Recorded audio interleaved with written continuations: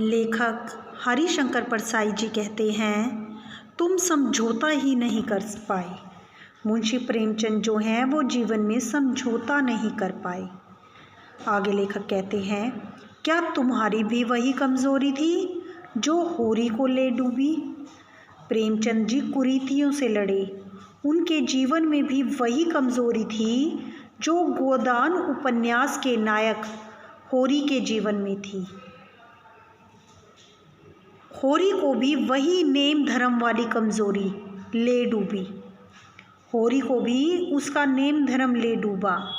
उसने कितने भी कष्ट उठाए, किंतु कभी अपना नेम धर्म या अपनी मर्यादा को नहीं तोड़ा और ना ही उन्होंने कभी अपनी नैतिकता को छोड़ा।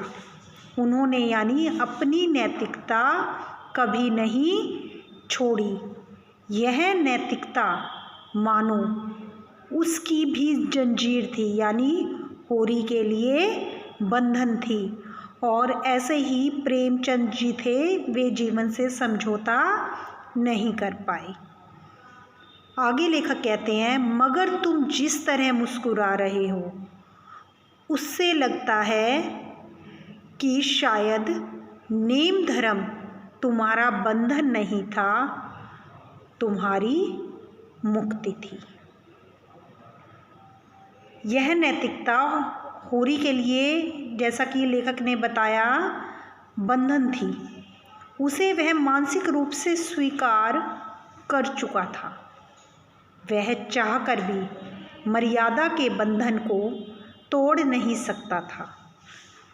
परंतु प्रेमचंद जी चित्र में जिस प्रकार मुस्कुरा रहे हैं उससे लगता है कि उनके लिए नेम धर्म बंधन नहीं था बल्कि मुक्ति थी। अर्थात उन्होंने नेम धर्म को मजबूरी में नहीं, संस्कारों के कारण नहीं, अपितु सोच समझकर, करणीय कर्तव्य समझकर अपनाया था। उन्होंने नेम धर्म अपनाकर मुक्ति का अनुभव किया। उन्हें आनंद की अनुभूति हुई, आनंद अनुभव किया उन्होंने, ना कि उनके लिए नेम धर्म जो था वो जंजीर बन गया था। तो बच्चों, होरी और प्रेमचंद की एक ही कमज़ोरी थी कि वे दोनों नेम धर्म के पक्के थे। उन्होंने कभी अपनी नैतिकता को गिरने नहीं दिया। वे अपने मूल्यों से कभी भी गिरे नहीं।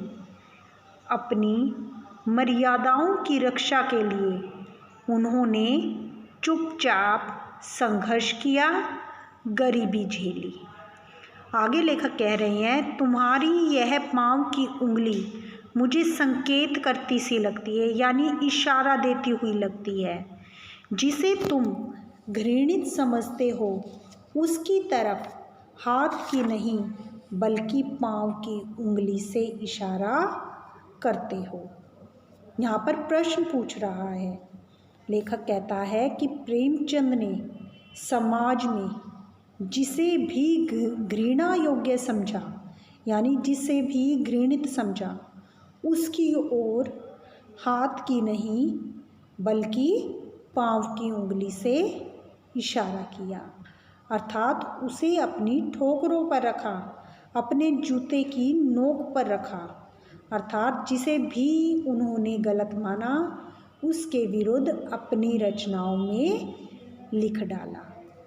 तुम क्या उसकी तरफ इशारा कर रहे हो जिसे ठोकर मारते मारते तुमने जूता फाड़ लिया है? तुम्हारी जो पाँव की उंगली है वह इशारा करती है कि जिसे तुमने घृणा के योग्य समझा उसकी तरफ तुमने इशारा किया, अपनी रचनाओं में लिख डाला।